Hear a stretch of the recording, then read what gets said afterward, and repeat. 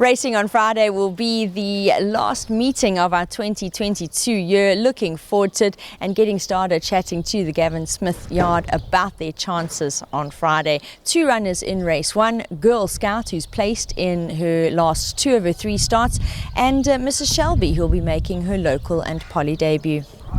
No, yeah, Girl Scout, she's in good form at the moment, and she'll enjoy track and trip once again. Mrs. Shelby put up a nice gallop last week on the poly, and she's got quartet claims. We move to race two. Last Survivor is another newcomer to the yard, and he'll race alongside Vivi Power, who's back off a short break.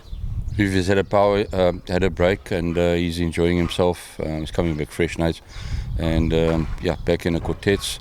Last Survivor, it's first run for the yard. He may just be in touch of a need of it a little bit, but he's a nice type of horse, and it's got solid form. We move to race three, a sprinting race for the fillies and mares. Four runners here. Miss Nibbles, she was a very impressive winner of her last start. Gillian Ann will join her. Yeah, it's Nibbles and Gillian Ann, both in a very good place back at home.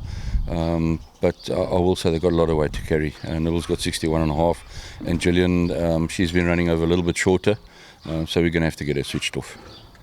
Another two runners will join them, Rapid Fire, who possibly needed her last run, as well as Sacred Lotus, who was another who found the winner's box last time out in a good way. Lotus, very nice win last time out. I thought it was also a tough field, and she had a hard-knocking win. She's doing well at home. She waited enough to be thereabouts, so she should be knocking. And Rapid Fire, she did need the run night. She has come on from that.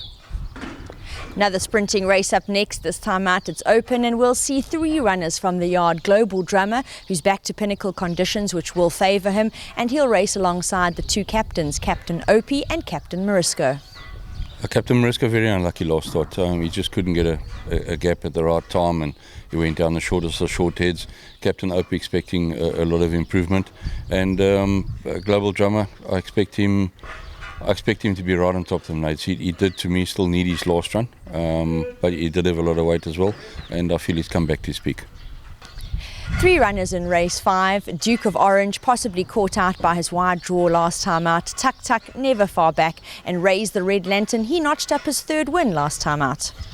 Yeah, Tuck Tuck got a little inconvenience at the jump last start and was a bit far out of his ground, and he can't give start away in the poly. They're expecting a better run from him. And Duke of Orange, he also caught out a little bit last time, but he's come back to himself nicely. And Raise the Red Lantern coming off quite a gutsy win as well, and he's in a good place at home. Another three runners in race six, Cane, Lime and Soda, Secret Link and Dirty Martini. Yeah, all three got place claims now. I think it's a very open race. Working well at home. Secret Link's probably the furthest he's been. So we've got to get him to settle. And Dirty Martini's got a nice draw with a lightweight. And Cane, Lime and Soda, he's his own worst enemy. If he just puts it in, so he can be right on top of them. Four very useful runners in our feature of the afternoon, which is the non-black type Fairview 1900. We're going to start off with Yegamoon and this fellow behind us, Never Ending Rain. Yeah, this is a nice race, and it's Yegamoon, Never Ending. There's not much between them. I mean, they'll go over there and heads apart, and it works the same. They race head and head together at home, and both in a good place, and both three runners.